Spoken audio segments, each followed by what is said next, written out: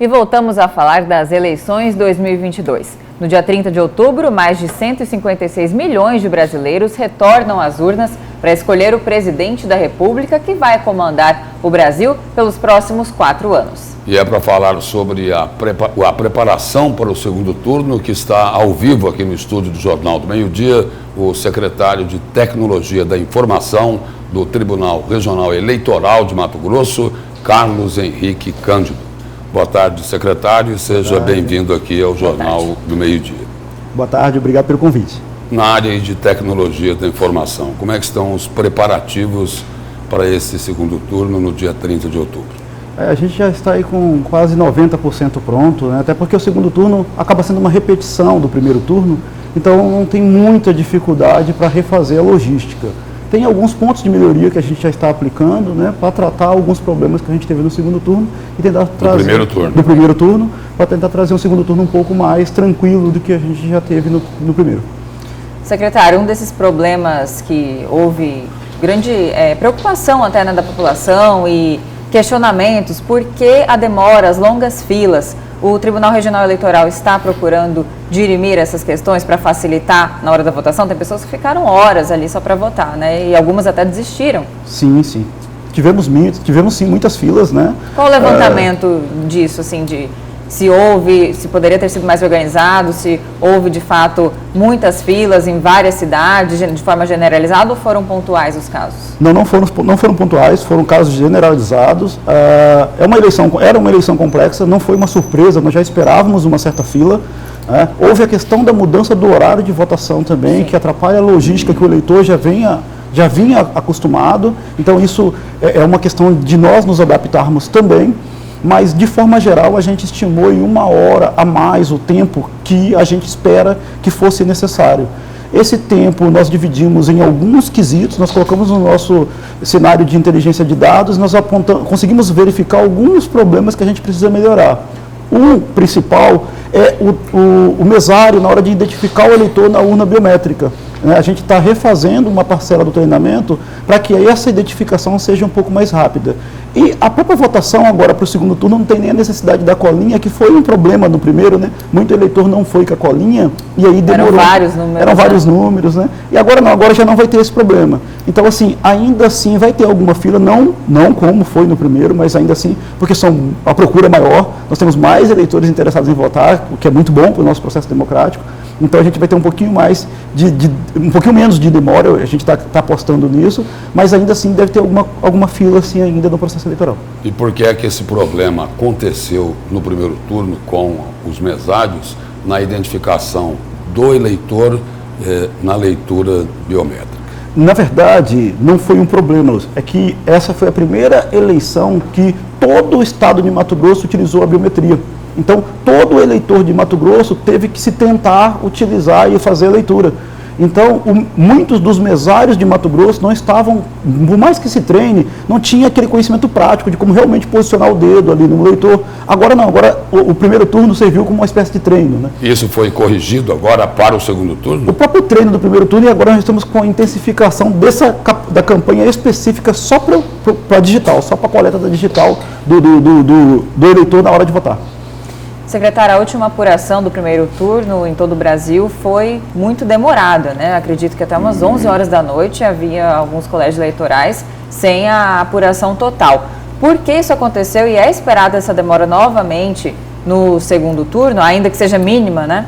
É assim, Mato Grosso, na verdade, terminou a eleição 10h40, né? Mas o estado da Bahia, do Amazonas, terminou no dia seguinte à tarde, porque ficou faltando uma urna. Mato Grosso se assemelha muito a Pará e Amazonas. Então, nós temos sim riscos aqui de, se tivermos problema nos locais mais complexos do estado, de terminarmos bem tarde a eleição. O que não vai impedir de que o resultado já seja conhecido, porque geralmente fica uma urna, duas ali com algum problema. Para você ter uma ideia, nós ficamos 4 horas esperando a última urna de Mato Grosso. Agora, secretário, nessa área de tecnologia da informação, qual o trabalho que está sendo feito aqui em Mato Grosso sobre algo que preocupa o país inteiro, que são as famosas fake news? Tem um trabalho do TRE aqui em cima disso e como é feito esse trabalho? O TSE tem uma estrutura chamada fato boato, onde ele divulga, quando se tem uma fake news, ele divulga. Para ele chegar a essa construção, para ele analisar e dizer se aquilo é um fato boato, a notícia chega até o TSE e ela é distribuída. Então, se houver um fato originado ou um boato originado de Mato Grosso, é a gente que atua na primeira camada de detecção, de análise. Então, imaginemos que exista uma denúncia de que um eleitor não viu a foto do candidato numa determinada urna. Nós temos que ir atrás dessa urna, ver se ela realmente não tem um defeito técnico, pode acontecer. No caso da fake news, que é antes da eleição, né? Ou até no dia da eleição. Eu digo, mas nós estamos falando de agora, né? Uhum. Essas mensagens mentirosas, né? Que desinformam, o TRE, então, é acionado pelo TSE. Pelo TSE. E aí a gente faz a nossa parte aqui de levantamento das informações para se fazer uma apuração geral. Secretário, qual o recado que o senhor passaria para o eleitor para que, em relação ao horário, quem não podia votar, quem não votou, aliás, no primeiro turno, pode ainda votar no segundo e será mais tranquilo, com menos filas? Gostaria que o senhor trouxesse, né, essa perspectiva do Tribunal aqui Regional Eleitoral para que o eleitor, de fato, vá votar, porque a abstenção foi muito alta, né? E o senhor até mesmo falou que há uma estimativa que ela diminua. Sim, sim. O segundo turno, o normal, historicamente, costuma até aumentar. Mas agora... abstenção. Mas agora é uma eleição sui generis, né? Então a gente está acreditando realmente que vai haver uma procura realmente maior. E a gente incentiva essa procura. A nossa sugestão é que o eleitor procure sim o local de votação. A gente acredita que teremos bem menos fila do que a gente teve no primeiro turno. Volto a repetir, vamos ter filas ainda, porque o processo de identificação não é muito rápido, mas não tão grandes como foi do primeiro turno. É possível conseguir votar sim, e a gente vai esperar até o último eleitor votar como fizemos no primeiro turno. Então, no primeiro turno, nós tivemos urnas que funcionaram até 8 horas da noite. Então, se o eleitor estiver lá, ele vai votar. A gente tem nosso papel constitucional de garantir essa manifestação do eleitor. E lembrando que quem não votou, porventura, no primeiro, pode votar no segundo. Quem não teve título cancelado. Quem estava na situação de irregular, mas não votou no primeiro turno, pode votar no segundo, mesmo não tendo votado no primeiro turno. Pode votar sim no segundo. Secretário, e o Pardal? Tem sido muito procurado para denúncias? Muito procurado. É comum e está sendo de grande valia. A gente tem o nosso procurador regional aqui, que é o doutor Eric, e ele tem acompanhado de perto essas atuações e os pedidos. As denúncias vão diretamente para o Ministério Público. Então, assim, é uma maneira muito prática do cidadão, encontrando alguma irregularidade. E nesse segundo turno, o senhor tem informações aí de que tipo de denúncia que está sendo feita? Não, eu não tenho, até porque vai direto para o Ministério Público. Então, quando chega uma denúncia nessa altura, agora, nesse finalzinho aqui, está indo para o Ministério Público para apuração.